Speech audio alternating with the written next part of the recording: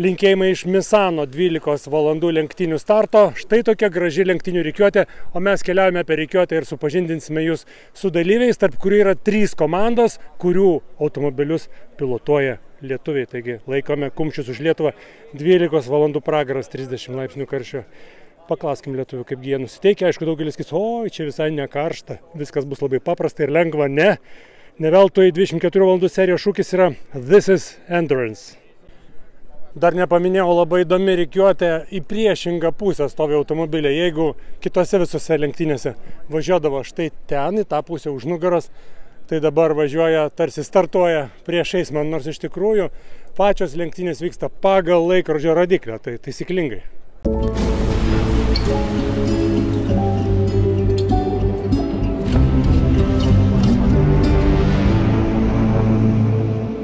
Dinamitiniai arba dinamiški linkėjimai iš Misano 12 valandų lenktynių starto rikiuotės. Matot, net ir merginos, kurios laiko pirmos vietos ženklą, geria vandenį.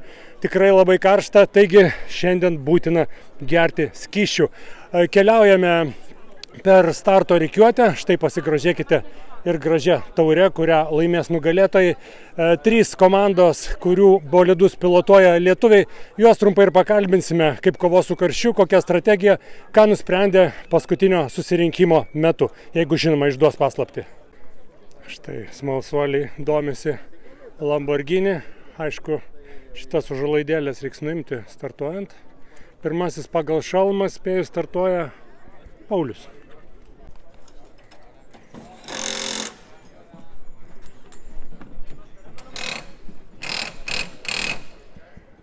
Audriau, matau, nuotaikos tikrai geros. Ar išduosit paslaptį, komandos buvo susirinkimas? Kokios paskutinės pastabos atsižvelgiant į oro sąlygas ir kitas sąlygas? Iš tikrųjų labai kažko mes nieko neįprasto neišdiskutavom.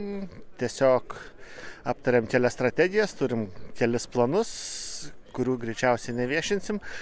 Bet iš principo tai važiuoti saugiai, ramiai, neprisidaryti reikalų, ypač pasidaryti saugų startą, kad nebūtų, nes vis tiek pakankamai, nėra labai daug mašinų likti startiniam gridė, bet vis tiek jos didžioji dalis jų greitų yra, tai ir tiek, ir tada jau, kaip sakant, follow, nes lenktynės ilgos ir manau, kad rezultatas pasirodys tik tai paskutinį valandoje.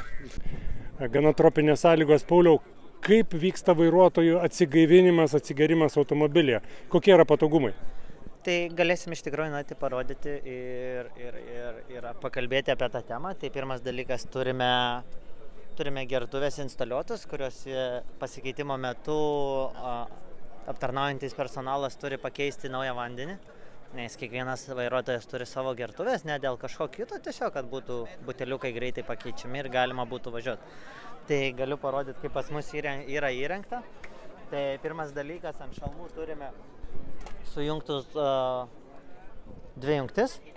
Tai pirmoji yra pasikalbėjimo įranga, antroji yra vanduo. Vanduo, kaip matot, irgi šalme yra atvestas, instaliuotas. Ir mes šalmuose turim išvestas tokius dalykus. Tai toksai dalykas čia yra vožtuvėlis, nes kitu atveju įdomus faktas, kai važiuoji posūkėse, tiesiog bėga vanduo iš visos sistemos. Jisai pats gaunasi, cirkuliuoja nuo inercijos. Tai kad nebėgtų ant tavęs ir netaškytų ir viso vandens, neišvarvėtų vanduo, tai naudojam vožtuvėlius tokius. Toliau turim pasijungimą, kiekviena komanda įsprendžia savaip problemas. Čia pavadinimas problemas dėl to, nes laiko užtrunkam atsekt, užsekt. Bet be tos dalies neįmanoma. Tai reiškia, pasispaudžiam vandenį, pasijungia viskas kartu. Kodėl yra šitie padaryti keisai, kad nereiktų galvoti, ar tu vieną pajungi, ar 2. Tai iš karto viskas vienu metu. Ar įmanoma supainioti, pajungti vietoj vandens garsą ir atvirkščiai? Neįmanoma, nes nesujungsi sujungimu ir tokiu atveju gausis, kad tiesiog turėsi padaryti gerai arba iš viso nepajungti sistemos. O toliau galim parodyti, kur yra įdėkti buteliukai.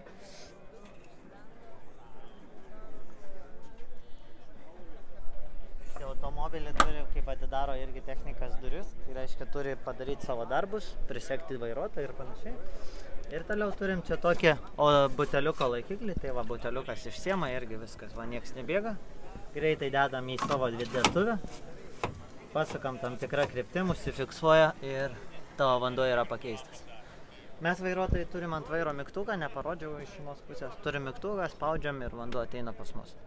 Tai tokia yra atsigaivinimo procedūra. Ir tikrai norisi išgerti vandens ir padrėkinti šiek tiek burną, nes tikrai išdžiovina visą. Ar trasoje yra vietų, kur tinkamas gert vietos arba netinkamas, aišku, kur posūkiai? Tai faktas, visą laiką orientuojamės, kad tiesioje atkarpoje visą tai vyktų, nes posūkį vairuojant yra ir bėgiai ir visa kita, ir vairo sukinėti. Tai tų dalykų norim išvengti, tai kuo lengvesniai vietoj, tuo lengviau ir atsigerti.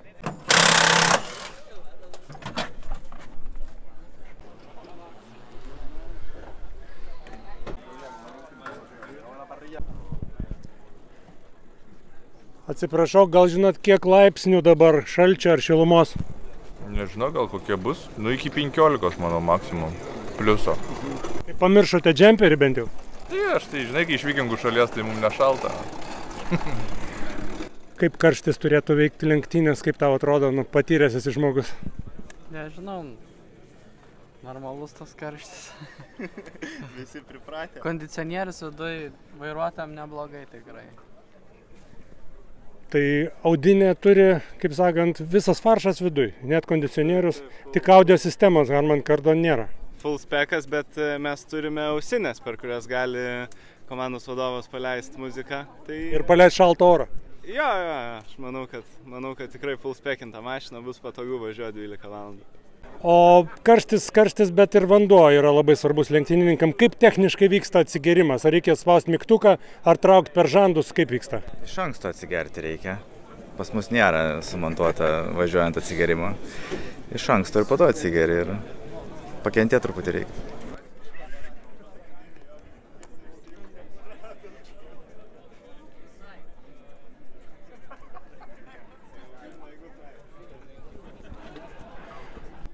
Hello man, do you speak English or Lithuanian? Kaip sekasi?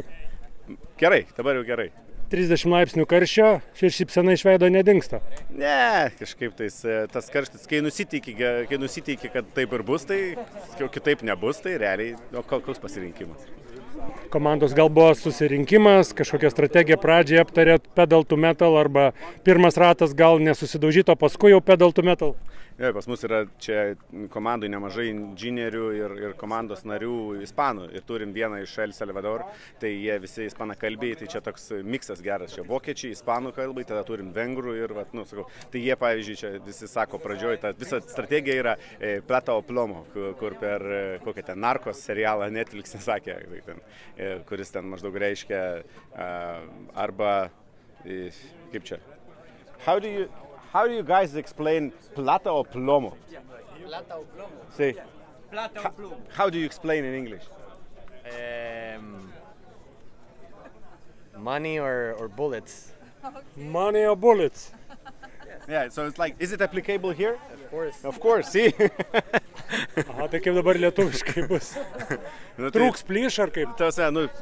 Būtent trūks plyš, kažką darysim, bet vis tiek bandysim į priekį veržtis. Tai mašina tikrai labai gerai susitapinta, ką tik padarėm dar tą bediną vadinamą, čia buvo 15 minučių laiko.